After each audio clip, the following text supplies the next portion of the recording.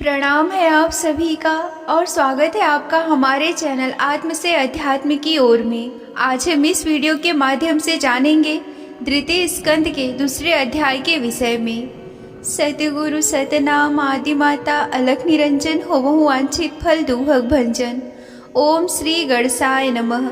अथ द्वितीयो अध्याय।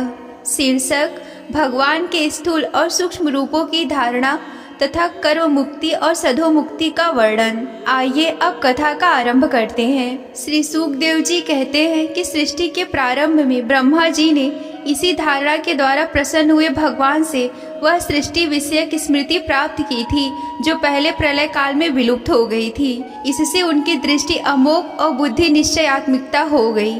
तब उन्होंने इस जगत को वैसे ही रचा जैसे प्रलय के पहले था। वेदों की वर्णन शैली इस प्रकार की है कि लोगों की बुद्धि स्वर्ग आदि निरर्थक नामों के फेर में फंस जाती है। जीव वहाँ की सुख वासना से स्वप्न सा देखता हुआ भटकने लगता है, किंतु उन मायामय लोकों में कहीं भी सच्चे सुख की प्राप्ति नहीं होती। इसीलिए विद्वान पुरुष को चाहिए कि वह विविध नाम वाले पदार्थों से उतना ही व्यवहार करे जितना कि प्रयोजनीय हो। अपनी बुद्धि को उनकी निस्सारता से निश्चय परिपूर्ण रखे और एक क्षण के लिए भी असावधान ना हो। यदि संसार के पदार्थ प्रारब्धवश बिना परिश्रम के यूं ही मिल जाएं, तब उनके उपार्जन का परिश्रम व्यर्थ समझकर उनके लिए कोई प्रयत्न ना करें। जब जमीन पर सोने से काम चल सकता है, तब पलंग के लिए प्रयत्न करने का क्या प्रयोजन। जब भुजाएं अपने आप को भगवान की कृपा से स्वयं ही मिली हुई है, तब तकियों की क्या आवश्यकता है। जब अंजलि से काम चल सकता है, तब वो उसे बर्तन क्यों बटोरे। वृक्ष की छाल पहनकर या वस्त्रहीन रहकर भी यदि जीवन धारण किया जा सकता है, तो वस्त्रों की क्या आवश्यकता। पहनने को क्या रास्तों में चिथड़े नहीं है। भूख लगने पर दूसरों के लिए ही शरीर धारण करने वाला वृक्ष क्या फल फूल भिक्षा में नहीं देते। जल चाहने वालों के लिए नदियाँ क्या बिल्कुल सूख गई हैं। रहने के लिए क्या पहाड़ों की गुफाएं बंद कर दी गई हैं। अरे भाई, सपना सही, क्या भगवान ने भी अपने शरणागतों की रक्षा नहीं करते। ऐसी स्थिति में बुद्धिमान लोग भी धन के नशे में चूर घमंडी धनियों की चापलूसी क्यों करते हैं। इस प्रकार विरक्त हो जाने पर अपने हृदय में नित्य विराजमान स्वतः सिद्ध आत्मस्वरूप परम प्रियतम परम सत्य जो अनंत भगवान है, बड़े और प्रेम आनंद से दृढ़ निश्चय कर उन्हीं का भजन करें, क्योंकि उनके भजन से जन्म मृत्यु के चक्कर में डालने वाला अज्ञान का नाश हो जाता है।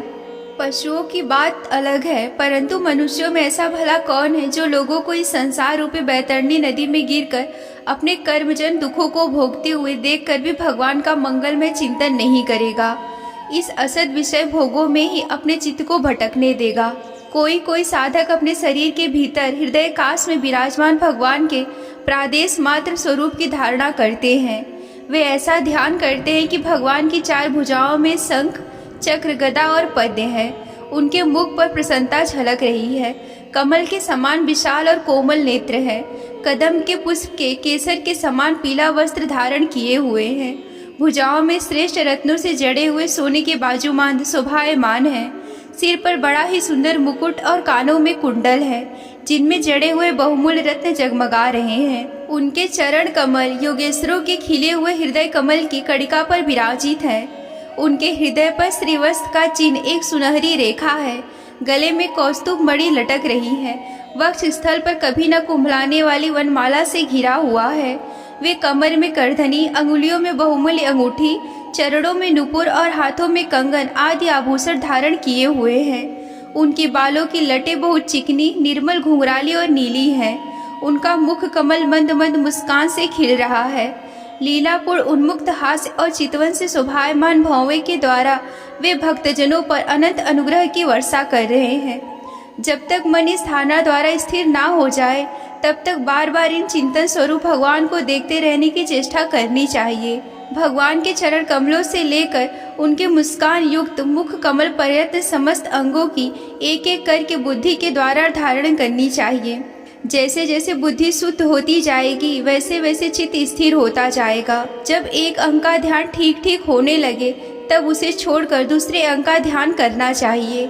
ये विशेश्वर भगवान दृश्य नहीं दृष्टा है। सगुण निर्गुण सब कुछ इन्हीं का स्वरूप है।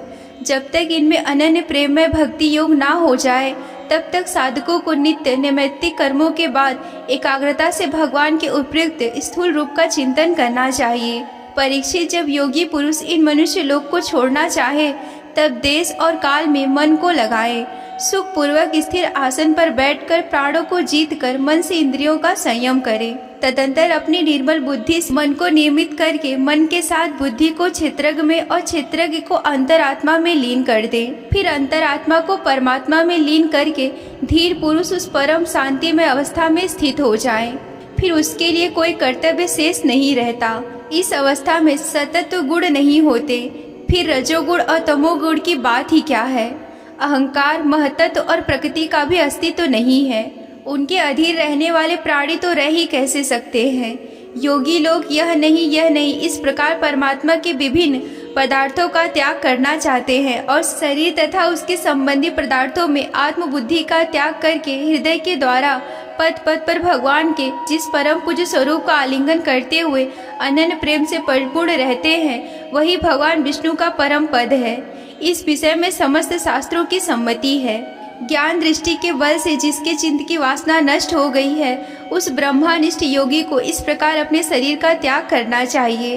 पहले एड़ी से अपनी गुदा को दबाकर स्थिर हो जाए, तब बिना घबराहट के प्राण वायु को खष्ट चक्र भेदन की रीति से ऊपर ले जाएं। मनस्वी योगी को चाहिए कि नाभि चक्र मणिपूरक में स्थिर वायु को हृदय चक्र अनाहत में वहां से उदान वायु के द्वारा वक्ष स्थल के ऊपर विशुद्ध चक्र में उस वायु को धीरे धीरे तालु मूल में चढ़ा दे। तदंतर 2 आँख, 2 कान और 2 नासिका छिद्र और मुख, इन 7 छिद्रों को रोककर उस तालु मूल में स्थित वायु को भौंवों के बीच आज्ञा चक्र में ले जाएं। यदि किसी लोक में जाने की इच्छा ना हो तो आधी घड़ी तक उस वायु को वहीं रोककर स्थिर लक्ष्य के साथ सहस्त्रसार में ले जाकर परमात्मा में स्थित हो जाएं। इसके बाद ब्रह्मारंध्र का भेदन करके सभी इंद्रियां आदि को छोड़ दें।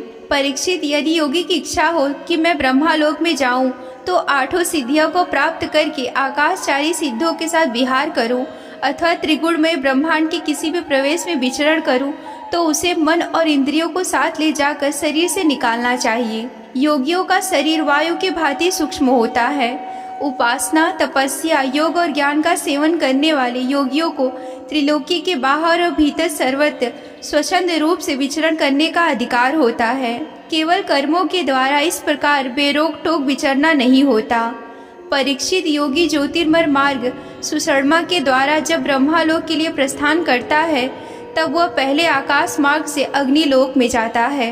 वहाँ उसके बचे खुचे मल भी जल जाते हैं। इसके बाद वहाँ से ऊपर भगवान श्री हरि के शिशुमार नामक ज्योतिर्मय चक्र पर पहुँचता है।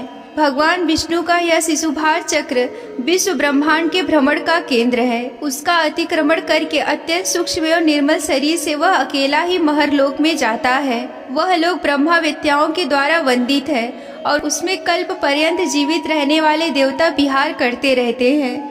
फिर जब प्रलय का समय आता है, तब नीचे के लोगों को शेष मुख से निकली हुई आग के द्वारा भस्म होता हुआ देख वह ब्रह्मलोक में चला जाता है। जिस ब्रह्मलोक में बड़े बड़े सिद्धेश्वर विमानों पर निवास करते हैं, उस ब्रह्मलोक की आयु ब्रह्मा की आयु के समान ही 2 पराअर्ध की हो जाती है। वहाँ ना शोक है और ना ही दुख और ना ही बुढ़ापा और ना ही मृत्यु है। फिर वहाँ किसी प्रकार का उद्वेग या भय तो हो ही नहीं सकता।